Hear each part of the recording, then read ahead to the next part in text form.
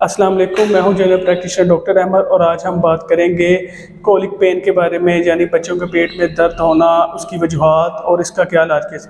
ये जो कोलिक की पेन है ये बच्चों में मेनली 2 हफ्ते से स्टार्ट होती है और ये 3 से 4 माह तक बच्चों को मुसलसल तंग कर रही होती है।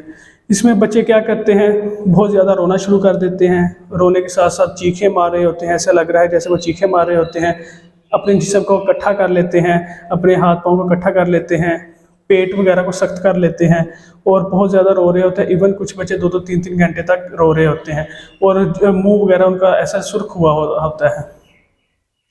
इसमें यह है कि ये कोलिक की जो पेन है बच्चों में कॉमन है, इसका ऐसा कोई ये सीरियस इशू नहीं है कि जिसकी वजह से हम बहुत ज़्यादा वालिदैन परेशान हो जाते हैं, यानी कि क्या मसला हो गया है। अगर आपके बच्चे की ग्रोथ यानी नशोनुमा ठीक हो रही है और उनकी हाइट ठीक है और वो प्रॉपर फीड ले रहे हैं तो इसमें यह है कि आपको ज़्यादा परेशान होने की ज़रूरत नहीं होती। अगर आपके बच्चे की नशोनुमा ठीक नहीं हो रही, वो सुखड़ता जा रहा है, उसकी ग्रोथ नहीं हो रही, तो आपने फौरी डॉक्टर से रब्ता करना है, क्योंकि ये हो सकता है कि उसको कोई इन्फेक्शन हो या इम्यूनिटी वगैरह प्रॉपर नहीं है हो या वो मिल्क एलर्जी वगैरह के इशू आने शुरू हो जाते हैं, तो फिर इसके लिए डॉक्टर से फौरी रब्ता करना है। अगर बच्चे को कोलिक की पेन है, यानी जो आम बच्चों में पेन आ रही होती है, तो फिर हम उसमें क्या कर सकें।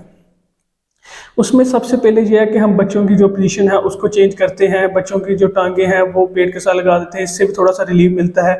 बच्चे को उठा के झूला वगैरह देते हैं, इससे भी थोड़ा सा बच्चों को रिलीफ मिल जाता है। बच्चे की पोजीशन वगैरह फर्दर चेंज कर रहे होते हैं, इससे भी रिलीफ मिलता है।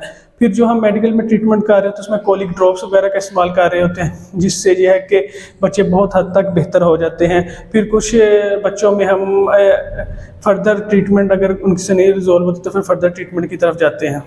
फिर सबसे पहले यह है कि आपने कुछ ऐसी चीज़ों का इस्तेमाल नहीं करना, यानी कि जो बच्चों को सुलाने के लिए, नींद में रखने के लिए या कनूदगी के रखने, फिनरगन सिरप वगैरह ये ऐसी चीज़ें इस्तेमाल करने शुरू कर देते हैं। इन चीज़ों का आपने बिल्कुल इस्तेमाल नहीं करना।